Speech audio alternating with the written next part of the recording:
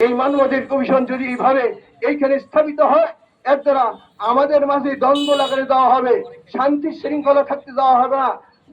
এ শুরু হবে আমাদের কি নাম, আমরা ডান দিকে লিলি মোড় হয়ে বুড়ি মোড়ে যাবো, বুড়ি মোড় থেকে আজকে আমাদের এই শান্তিপূর্ণ সভা বিক্ষোভ গুলো যায়। কেননা আজকের আমাদের এই যে কার্যক্রমটা, এটা হলো দেশ বেশুকরা দেশব্যাপী। আজকে দেখবেন বাইতুল মুকাররম বলেন, ফেনী বলেন, চিটাগাঙ্গের মঞ্চে বলেন, সাতক্ষীরা বলেন, খুলনা বলেন, প্রত্যেক জায়গাতে আজকে বিক্ষোভ মিছিল হচ্ছে শুধু এই একটা কারণে। সেখানে তারা কোনো পদক্ষেপ নেয় না।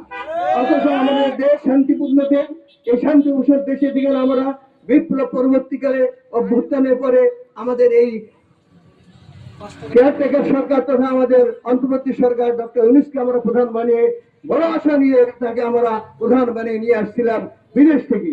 অথচ তিনি আজকে এখানে অধিকারগুলো রক্ষা করার পরিবর্তে ওই মানবাধিকার কমিশন, যে মানবাধিকার কমিশনের দ্বারা সমস্ত দেশে মুসলমানের স্বার্থ, জনগণের স্বার্থ ভূমিত হয়েছে, অরক্ষিত, তারা মানবাধিকার নামে প্রশাসন করেছে, তাদের আবার কার্যালয়ে আমাদের দেশে স্থাপন করার যেখানে কোনো প্রয়োজন নাই।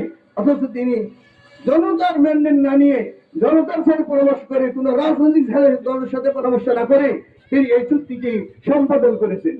তাহলে এটা আমাদের এই দৈনিক বাংলাদেশ মিডিয়া, সত্যের সন্ধানে সারাক্ষণ।